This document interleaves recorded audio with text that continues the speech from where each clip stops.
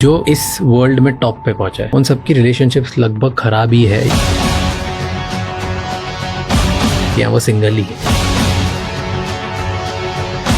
कहते हैं कि बहुत बड़ी सफलताओं के बाद और सफलता मिलने से पहले रिश्ते टूटते हैं।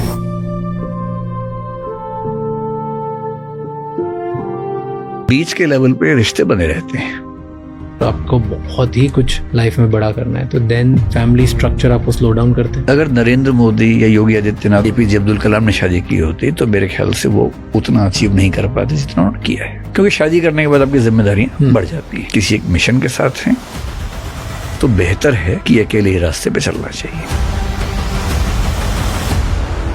टेल मी स्टेप्स जिससे लोग आइडियल मैन बनने की तरफ जा सकते हैं। आइडियल बनने के चक्कर में जिंदगी खराब हो जाती है। आप एक सहज इंसान बन जाए वो ज्यादा बेहतर है। आइडियल आमतौर पर दूसरों की निगाह में खुद को देख रहे होते हैं।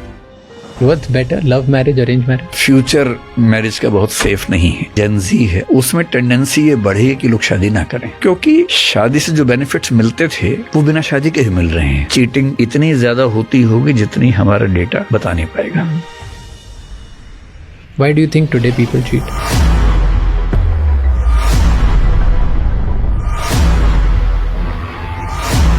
चीटिंग इसलिए करते हैं कि जैसे हम एवोल्यूशन से बने हैं और जैसे हमारे सोशल स्ट्रक्चर्स बने हैं उसके बीच में कॉन्ट्राडिक्शन है कि मेरे जीन्स मुझे बार बार परेशान करते हैं कि नएपन की खोज करो, और मेरे सोशल स्ट्रक्चर्स मुझे धमकी देते हैं कि अगर की तो छोड़ेंगे नहीं। अब एक ही रास्ता बचा, चीटिंग। ऐसी कहावतें हैं, mothers baby fathers may be, mother is a fact, father is a faith. Men को कहीं ना कहीं एक इमोशन का टैक्स देना पड़ता है। ये दिक्कत महिलाओं के साथ ज्यादा है। अगर वो किसी से हल्का सा मुस्कुरा के बात कर ले, जज कर लेते हैं कि या तो चाहती है मुझे या कैरेक्टर ठीक नहीं है। लोनलीनेस बहुत बढ़ रही है ना पूरे वर्ल्ड में। हाँ, मेल लोनलीनेस ज्यादा बड़ी एपिडेमिक मानी जाती है। क्यों? मेल्स एक्सप्रेसिव नहीं होते ज्यादा, क्योंकि एक्सप्रेसिव नहीं है तो धीरे धीरे सर्कल उनका सिमटता जाता है। महिलाओं की और ज्यादा तो बहुत ज्यादा। बट इसी रीजन से लोग फर्स्ट चूज करते हैं मोस्टली। फर्स्ट और बिजनेस में अधिकतर फ्लाइट में सिर्फ यही डिफरेंस होता है कि फर्स्ट में आप गुमनामी से आओगे, गुमनामी से चले जाओगे, प्रिवेसी होगी, लोगों को पता नहीं चलेगा। इतनी गुमनामी की जरूरत नहीं मुझे। बस ये कि कोई ज्यादा परेशान ना करे, इतना ही होता है। तो एक ही हो गया। और ऐसे कहाँ पे फिजूल जो लगते हैं आपको खर्चे? कुछ ऐसी चीजें मैं बोलूंगा तो फिर घर में डिस्प्यूट हो जाएगा हमारे तो। अभी जैसे एक बार मेरे बेटे ने कहा कि पापा मुझे ये वाली कार चाहिए। छोटा था। मैंने कहा बेटा जब बड़े हो जाओगे खरीद लेना और हमें घुमा देना उसमें। और पापा आपके पास इतने पैसे तो नहीं, आप खरीद सकते हो। तो मैंने कहा मैं खरीद सकता हूं का मतलब ये थोड़ा ना खरीद लूं। खरीद सकता हूं, सच में खरीद सकता हूं, पर क्यों खरीदूं? क्यों पैसा वेस्ट करूं? इसके बाद भी ये सच है कि हमारे पास एक आध बड़ी गाड़ी है, महंगी गाड़ी है। मैं पर्सनली बहुत कंफर्टेबल नहीं हूं उन चीजों के साथ, पर फैमिली तो सब लोगों से बनती है ना भाई। तो सबका मिला के जो बहुमत बनता है, मेजोरिटी बनती है, उससे फैसले होते हैं। तो अगर मुझे अकेले कहीं जाना हो तो मैं भूल के भी ऐसी गाड़ी से ट्रेवल नहीं करता हूँ। हाँ, जहाँ सेफ्टी का इश्यू हो, हाईवे पे जाना है, खतरा है, वहां कभी कभी कर लेते हैं। तो मुझे ऐसा लगता है कि फिजूल खर्चा। हाँ, पर्सनल लेवल पे ऐसा लगता है। आप एग्जैक्ट ऐसे मेरे पापा जैसी बातें कर रहे हैं। हाँ, जैसे कोई मुझे ये कहे कि एक घड़ी है 40 लाख रुपए की, वो पहन लो, हम गिफ्ट कर देंगे, तो मैं गिफ्ट भी नहीं लूंगा।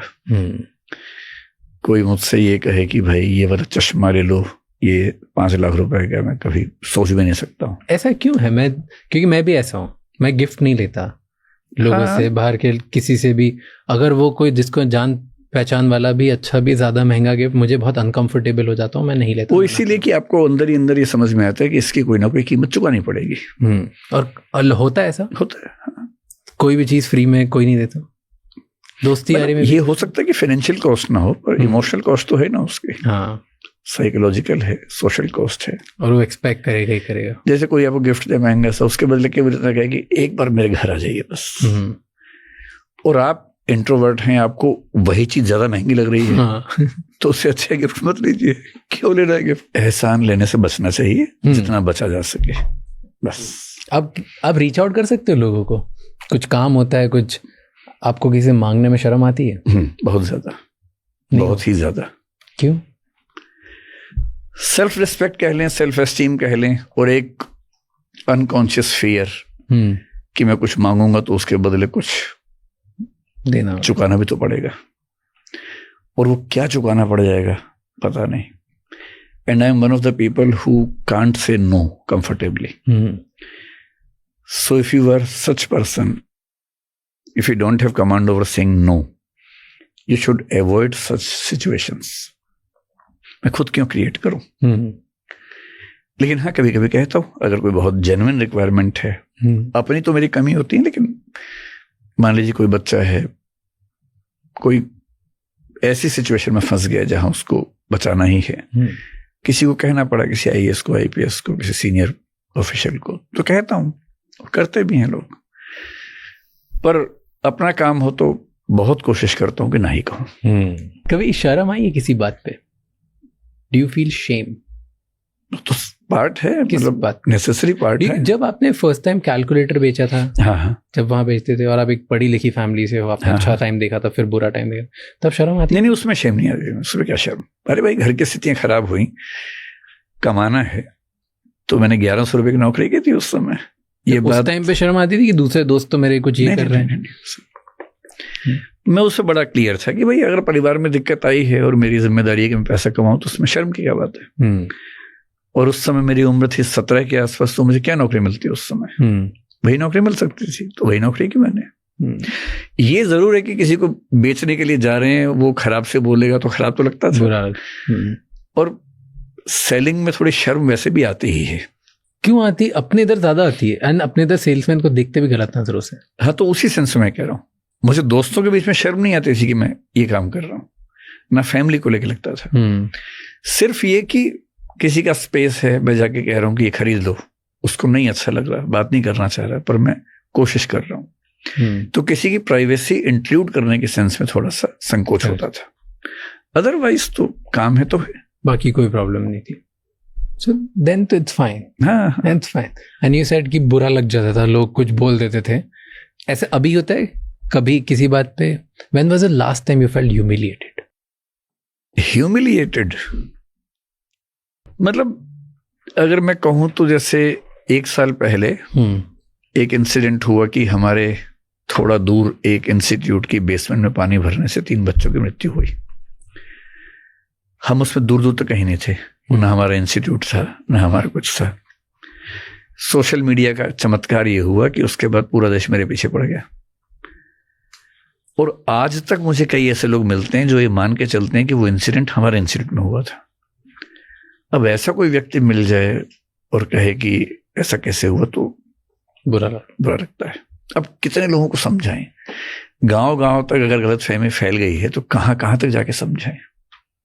बट ये तो गलतफहमी, इसमें किसी ने आउटराइट आपको नीचा नहीं दिखाया, मीडिया ने, और ठीक ठाक कई चैनल्स ने बहुत खराब वीडियो बनाए, मेरा नाम लेके, मेरी फोटो डाल के वीडियो बनाए, क्योंकि उससे व्यूज ज्यादा मिल जाते हैं।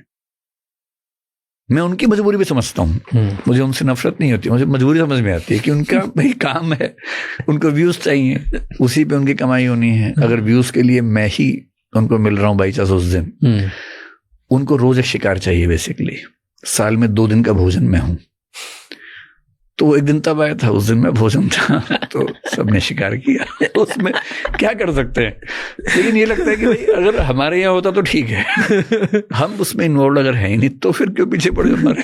बट गुस्सा नहीं आता कि इतनी मेहनत से मैंने इतनी क्रेडिबिलिटी बनाई है, इतना अच्छा काम करके, तुम 2 दिन के भोजन के चक्कर में सब बिगाड़ दो। अगर आप थोड़ी सी फिलॉसफी समझते हो और जीते हो तो गुस्सा ना बंद हो जाता है। जैसे इस मामले में सच बात यह कि मुझसे ज्यादा पढ़े लिखे, मुझसे ज्यादा समझदार, मुझसे बेहतर लाखों लोग देश में हैं, पर इतनी पॉपुलैरिटी उनको नहीं मिली। ये भी तो बाई चांस ही हुआ। होता क्या है कि जब कुछ अच्छा होता है उसको हम मानते हैं कि हमारी मेहनत से हुआ है, हमारी योग्यता से हुआ है, जबकि हमसे बड़े बड़े 30 मार्खा बैठे बैठे सड़ गए हैं, उन्हें मौका नहीं मिला। तो जो अच्छा हुआ उसको मैंने मान लिया मेरा हक है। अब अच्छा हुआ, मैं पॉपुलर हो गया, तो पॉपुलर होने में ही निहित है कि शिकार भी होना पड़ेगा कभी ना कभी। तो ये शिकार होना उस पूरे पैकेज का पार्ट है जो आपको तुक्के से मिल गया है। हाँ। तो जब आप उसमें खुश होते हो तो इसको साथ में लेके चलो। तो ये एक्सेप्ट कर लिया? Yes yes yes. ये शुरू से ही एक्सेप्टेड था कि अभी अभी करा एक्सेप्ट? मतलब 1-2 साल से ये मुझे समझ में आना शुरू हो गया था। अब इसका एक रिसेंट, बहुत रिसेंट एग्जांपल, जो मैं बात नहीं करना चाह रहा, पर एक एग्जांपल आपको देता हूँ। अभी 2 महीने पहले खबर खूब चली कि CCPA ने हम पे एक फाइन लगाया, खूब बदनामी हुई। इंटरेस्टिंग बात है कि 3 साल पहले का वो मामला है और जितने इंस्टीट्यूट्स IAS में हैं उन सब पे फाइन लगा है, सब पे फाइन लगा है, सबकी न्यूज भी आई। किसी की भी न्यूज को सोशल मीडिया ने उठाया ही नहीं, पर जैसे ही हमारा नाम आया, फिर एक दिन का भोजन, फिर मैं एक दिन भोजन बना। अब पूरे देश में सबको पता इन पे फाइन लग गया है। हाँ। लगा सब पे है। तो आप कभी कभी सिलेक्टिवली शिकार बनेंगे, ये आपकी नियति है, क्योंकि आप ज्यादा पॉपुलर हैं। तो ये मान के चलना चाहिए। अगर सलमान खान बहुत पॉपुलर है तो ये मान के चलना चाहिए कि बाकी कोई एक्सीडेंट करेगा तो बच जाएगा, आप नहीं बचेंगे, क्योंकि आपको समाज ने वहां पहुंचाया भी तो है ना। तो आपकी गलती माफ नहीं होगी। Part of the package. ये टर्म आपको अच्छी लगी? Part of the package. But आप इमोशन सप्रेस करते हो ऐसे जब जब रिएक्शंस होता है? मतलब मैं हैबिचुअली ऐसा करता हूँ। हैबिचुअली इमोशंस को मारते हो आप? तो ओपनली बात करते हो इमोशंस के बारे में? नहीं, मैं ये कहता हूँ कि इमोशनली एक्सप्रेसिव होना अच्छी बात है, लेकिन मैं यही मानता हूँ कि मेल्स में जनरली इनएक्सप्रेसिव हो जाना उनके नेचर का हिस्सा बन जाता है, and I am one of them. और जब से ये थोपी हुई महानता सोशल मीडिया ने लाद दी मेरे ऊपर, तब से मैं थोड़ा और कम एक्सप्रेसिव हूँ। क्योंकि देखिए क्या होता है, मेरे साथ जो 2-3 संयोग हुए, एक तो मैं टीचर हूँ। टीचर होने का मतलब भारत में स्पेशली ये है कि विद्यार्थियों की निगाह में आपको एक अलग लेवल पे जिंदगी जीनी है। हाँ। मसलन अगर आपका मन कर जाए कि आप सिगरेट पी लें अपने स्टाफ के सामने, कोई दिक्कत नहीं है, कोई आपको जज नहीं करेगा। मैं नहीं पीता हूँ सिगरेट, लेकिन मान लीजिए मेरा पीने का मन कर जाए और मैं स्टूडेंट सामने सिगरेट पी लूँ कभी, तो लोग जज करेंगे, क्योंकि टीचर के लिए माना गया कि उसकी अलग नैतिक जिंदगी होनी चाहिए। okay. तो अगर आप टीचर हैं और पॉपुलर हैं तो आपको बहुत सारी ऐसी सहजताओं से दूर रहना पड़ेगा जो किसी के लिए नॉर्मल बातें हैं। फिर मैं एक कंपनी रन करता हूं जिस कंपनी में करीब 2000 लोग काम करते हैं। मैं उस कंपनी में MD भी हूं, फाउंडर हूं उसका। अब जितने लोग वहां काम करते हैं, चाहे वो टीचर्स हों चाहे एडमिन स्टाफ के लोग हों, उनके साथ जो मैं दोस्त नहीं हो सकता। अगर मैं दोस्त हुआ, दोस्ती बढ़ गई, तो फिर प्रोफेशनल बात ठीक से नहीं कर पाऊंगा। प्रोफेशनल बात करनी है तो दोस्ती नहीं बढ़ानी है। तो ना मैं क्लासरूम में दोस्त हो सकता हूं, ना टीचर से हो सकता हूं, ना स्टाफ से हो सकता हूं, ना टॉप मैनेजमेंट से हो सकता हूं। मैं जिस पारिवारिक पृष्ठभूमि से निकला हूं, मेरे जो दोस्त स्कूल कॉलेज के थे, मैं पढ़ने में साधारण सा था, तो मेरे दोस्त भी वैसे ही थे। जनरली उनमें से बहुत कम लोग हैं जो काफी सफल हुए।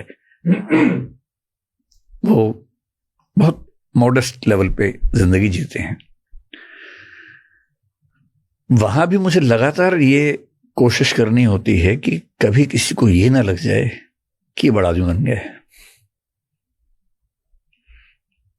तो ये आपको भी करना ही पड़ता होगा, जब आप इंदौर जाते होंगे करना ही पड़ता होगा। 2 लोगों के संबंध में अगर एक व्यक्ति बाई चांस आगे निकल गया तो उसकी जिम्मेदारी बढ़ जाती है कि दूसरे को लगातार ये फील करवाए कि मैं वैसा ही हूं।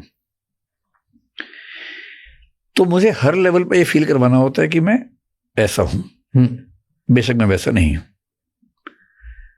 इसलिए प्रिटेंड करना मेरे जीवन का सामान्य हिस्सा है, इसलिए एक्टिंग करनी पड़ती है, इसलिए इमेज के साथ चलना पड़ता है। अच्छी बात नहीं है। और इसलिए जब मैं मुंबई में आया तो मैं थोड़ा सा रिलीव्ड फील करता हूँ, क्योंकि यहाँ मुझ पर दबाव कम रहता है, थोड़ा ज्यादा एक्सप्रेसिव हो सकता है। दिल्ली में ज्यादा होता है दबाव। बट डू यू फील कि सारे मेन को, फॉरगेट आपकी लाइफ, किसी पब्लिक फिगर की life, normal day to day जिंदगी में भी, अगर आप if you are a man, आपको ज्यादा एक्सप्रेसिव होने पे पनिश किया जाता है इन सम सॉर्ट। अगर आपको बस ये एक्सपेक्ट किया जाता है कि आप एक प्रोटेक्टर हो, आप बाहर जाओ, दुनिया से जीत के आओ और घर आके वापस प्रोटेक्ट करो। क्योंकि आप अगर दिखाओगे कि आप रोते हो तो आप वीक हो, अगर आप दिखाते हो आप गुस्सा करते हो तो आप टॉक्सिक हो, अगर आप दिखाते हो राइट, अगर आप दुनिया से अफेक्टेड, बॉदर्ड, चिड़चिड़े दिखाते हो तो आपको ऐसा लगता है कि क्या, कैसा है ये। तो आप कोई भी इमोशन जो बहुत नेचुरल है एज अ मैन, अगर आप वो दिखाते हो तो आपको ज्यादा अच्छी वैल्यू नहीं दी जाती। थोड़ा सा इसको अगर एवोल्यूशन की कहानी से जोड़ के देखें, देखिए हमारी पूरी ह्यूमन हिस्ट्री के, होमो सेपियंस की हिस्ट्री के 3 लाख साल में मुश्किल से 5000 साल से हमने धर्म, परंपराएं, ये सब चीजें शुरू की हैं। लेकिन उस 3 लाख साल में, और अगर उसके पीछे मैं होमो सेपियंस बनने से पीछे का भी जोड़ लूं, तो कई लाख साल ऐसे हैं जिसमें हम जंगलों में और उन सब स्थितियों में रहे हैं। तो होता क्या है कि जो मैमल्स में ऐसे बहुत सारे स्पीशीज हैं जहां पर बाई पेरेंटल, मतलब ये जो नर्चरिंग होती है बच्चे की, बहुत जरूरी होती है। एक पेरेंट के बस की बात नहीं होती है। ह्यूमंस भी उनमें से एक हैं। और जिस स्पीशीज में आमतौर पे 4 से 5% मैमल्स में फैमिली स्ट्रक्चर दिखता है, जिस मैमल में ऐसा दिखता है वहां बाय डिफॉल्ट एक डिवीजन रहता है कि दोनों पेरेंट्स में से एक बच्चों को बचाएगा, एक बाहर जाके चीजों को इकट्ठा करेगा। 99% ऑफ द ह्यूमन सोसाइटीज में ये डिवीजन बड़ा सिंपल रहा है कि मेल बाहर से इकट्ठा करके लाएगा, फीमेल घर के अंदर बच्चों को संभालेगी और बचाएगी। 99% में कह रहा हूं क्योंकि एक एक्सेप्शन है इसका। तो हमने अपनी हिस्ट्री के 99% ऑफ द टाइम में शिकार किया है, चीजें इकट्ठी की हैं। जब शिकार करने जाते हैं तो शिकार होने का खतरा भी है, क्योंकि टाइगर भी तो निकला हुआ बाहर, ट्रू, उसको भी शिकार करना है, हमें भी शिकार करना है। हिरन को ढूंढ रहे हैं, टाइगर हमें ढूंढ रहा है। और उस समय आपके पास रोने का ऑप्शन नहीं होता। उस समय तो आपका फ्रंटल कॉर्टेक्स काम करता है, प्लानिंग काम करती है, टेस्टोस्टेरोन काम करता है, जो बहुत उत्तेजना पैदा करता है, आक्रामकता पैदा करता है। विनम्र हो ही नहीं सकते वहां पर। विनम्र होने का मतलब है मरना, सेकंड थॉट का मतलब है मरना।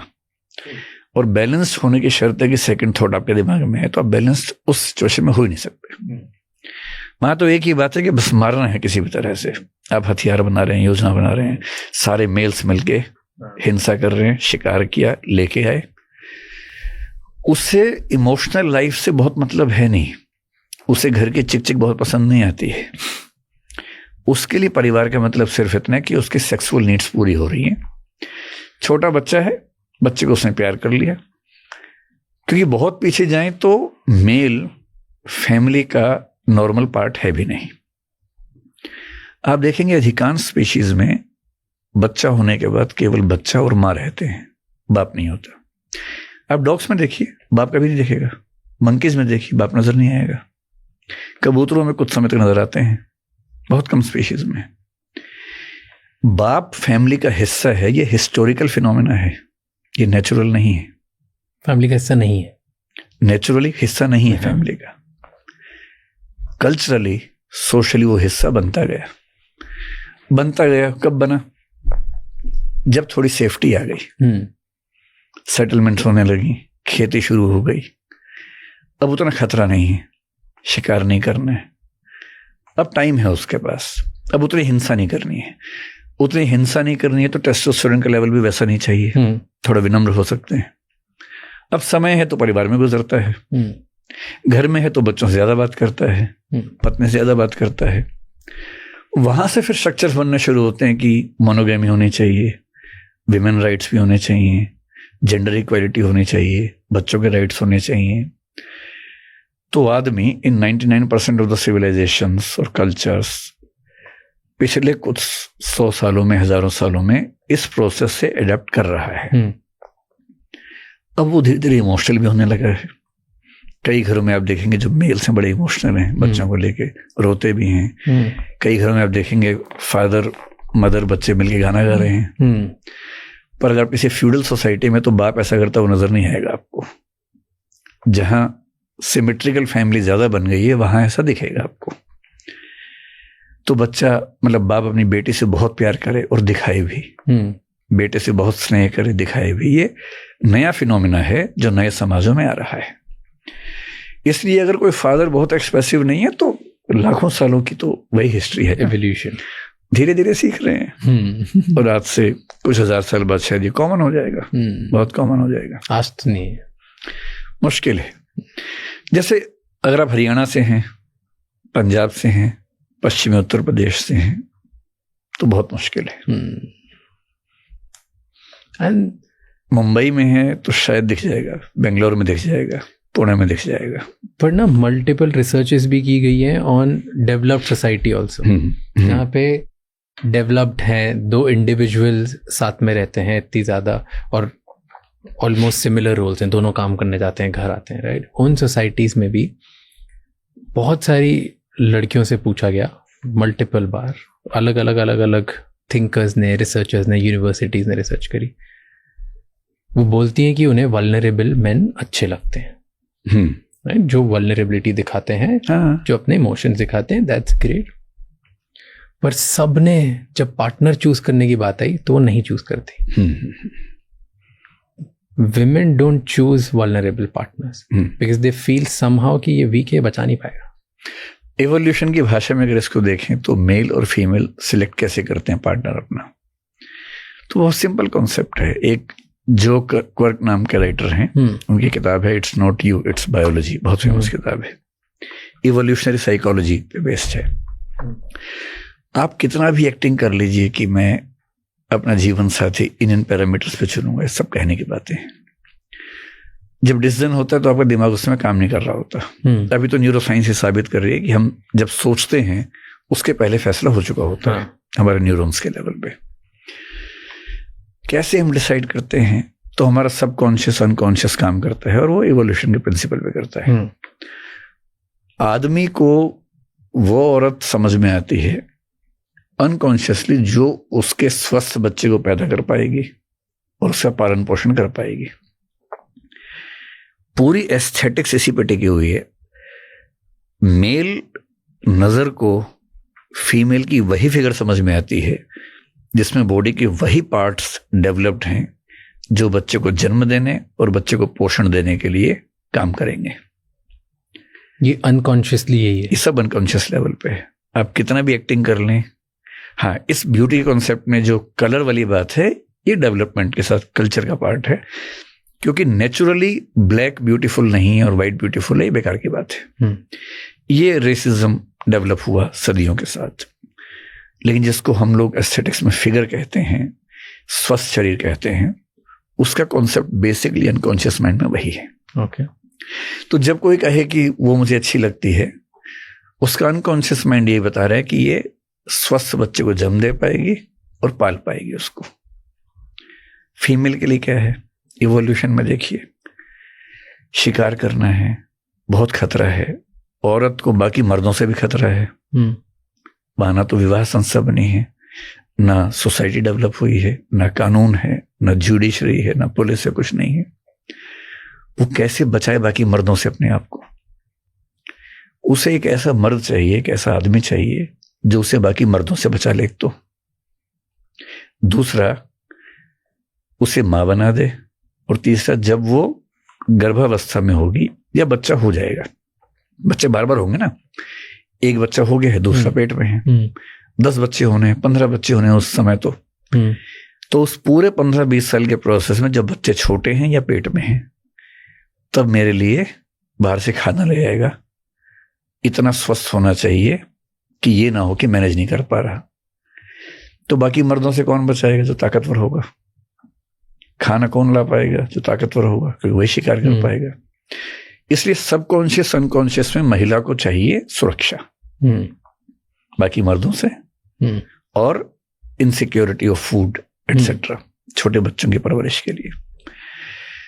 तो हम कितनी भी कोशिश कर लें, जब हम सिलेक्शन कर रहे होते हैं, आदमी लोगों से आप कितना ही पूछ लीजिए, 10 पैरामीटर्स बताएंगे, लेकिन सिलेक्शन के टाइम पे सुंदरता नंबर 1 पे आ जाती है।